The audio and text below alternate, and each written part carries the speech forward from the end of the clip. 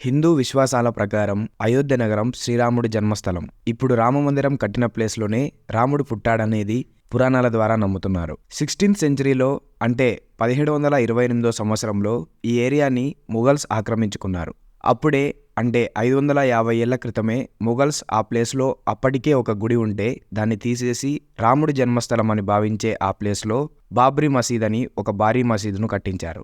అయితే 1980sకి వచ్చేసరికి ఇది రాముడి జన్మభూమి కాబట్టి ఇక్కడ రాముడికి ఒక టెంపుల్ కట్టించాలని చెప్పేసి విశ్వ హిందూ పరిషత్ ఒక ప్రచారాన్ని స్టార్ట్ చేసింది. దానికి RSS, బీజేపీ, బజరంగ్ దళ్ ఇలాంటి సంస్థలన్నీ కూడా కలిశాయి. సో వివాదంలో ఆ బాబ్రీ మసీద్కి తాళాలు వేసి ఉంచారు. ఆ తాళాలు వేసిన గేట్లను తెరిపించి అక్కడ హిందువులని పూజలు చేసుకోవాలని చెప్పి 1986లో ఆ డిస్ట్రిక్ట్ జడ్జి తీర్పిచ్చారు. ఈ తీర్పుతో హిందువుల ఉద్యమానికి బాగా బలం వచ్చింది. అలా ఈ ఉద్యమంలో భాగంగా అప్పట్లో బీజేపీ టాప్ లీడర్స్లో ఒకరైనటువంటి ఎల్కే అద్వానీ గారు రామరథయాత్రని చేశారు. అప్పటికే సంవత్సరాలుగా ఈ విషయంలో మత ఘర్షణలు బాగా జరుగుతూ ఉండేవి. 1992 డిసెంబర్ 6న అయోధ్యలో 16th సెంచరీలో కట్టినటువంటి బాబ్రీ మసీదును RSS, హిందూ విశ్వ పరిషత్ వర్కర్స్, బజరంగ్ దళ్ నేతలు ఇలా దాదాపు 1,00,000 మంది వరకు అందరూ కలిసి బాబ్రీ మసీదును కూల్చివేశారు. సో ఈ ఎఫెక్ట్ తో దేశంలో హిందూ ముస్లింల మధ్య బాగా ఉద్రిక్తతలు ఏర్పడ్డాయి. దీని ఎఫెక్ట్ ఏంటంటే కొన్నేళ్ల తర్వాత కూడా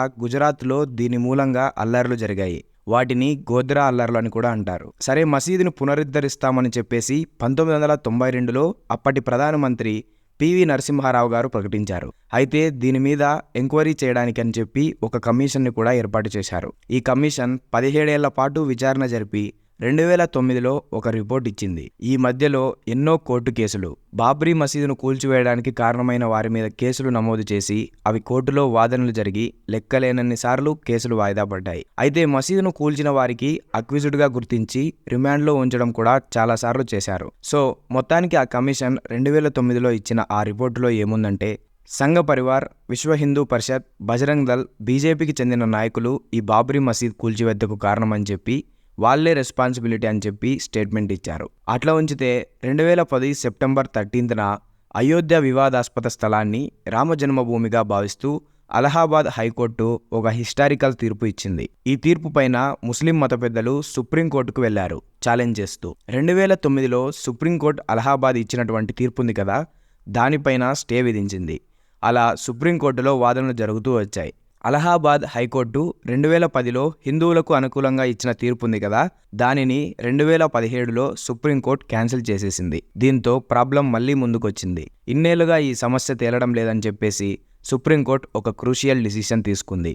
అదేంటంటే 2 ఏళ్లలోపే బాబ్రీ మసీదు కేసుల్లో విచారణలంతా పూర్తి చేసి తీర్పు చెప్పాలని చెప్పి ఒక గడువు అయితే విధించింది. అలా 2019 ఏప్రిల్కే ఆ 2 years గడువు పూర్తయిపోయింది. కానీ వాదనలు ఇంకా కంప్లీట్ అవ్వకపోవడంతో ఇంకొంచెం గడువు పెంచారు. అట్లా మొత్తానికి 2019 నవంబర్ 9న సుప్రీంకోర్టు ఒక హిస్టారికల్ తీర్పు ఇచ్చింది. అదేంటంటే ఆ స్థలం రామ జన్మభూమి అని చెప్పి ఆ స్థలంలో రామ మందిరం నిర్మించుకోవచ్చు అని చెప్పేసి చెప్పింది. అట్లాగే ముస్లింలు మసీదు కట్టుకోవడానికి మరో చోట వాళ్ళకి స్థలం కేటాయించాలని తీర్పు ఇచ్చింది. అప్పుడు బాబ్రీ మసీదును కూల్చడానికి కారణమైన వాళ్ళందరూ ఉన్నారు కదా, వాళ్ళను కూడా నిర్దోషులుగా సుప్రీంకోర్టు తీర్పు ఇచ్చింది. సో ఇదన్నమాట. హిందూస్ 5 ఏళ్ల నుండి పోరాటం చేస్తుంటే ఇన్నేళ్లకి సుప్రీంకోర్టు అంటే 2019లో తీర్పు రావడం, ఆ తర్వాత గవర్నమెంట్ వెంటనే రియాక్ట్ అయ్యి 3 ఏళ్లలోపే అక్కడ అయోధ్యలో రామ జన్మభూమిగా భావిస్తున్న చోట రామ మందిరాన్ని నిర్మించింది. సో ఫైనల్ గా ప్రాణప్రతిష్ఠ కూడా జరిగింది. సో ఈ వీడియో కానీ మీకు నచ్చినట్లయితే ఈ వీడియోని లైక్ చేయండి, షేర్ చేయండి.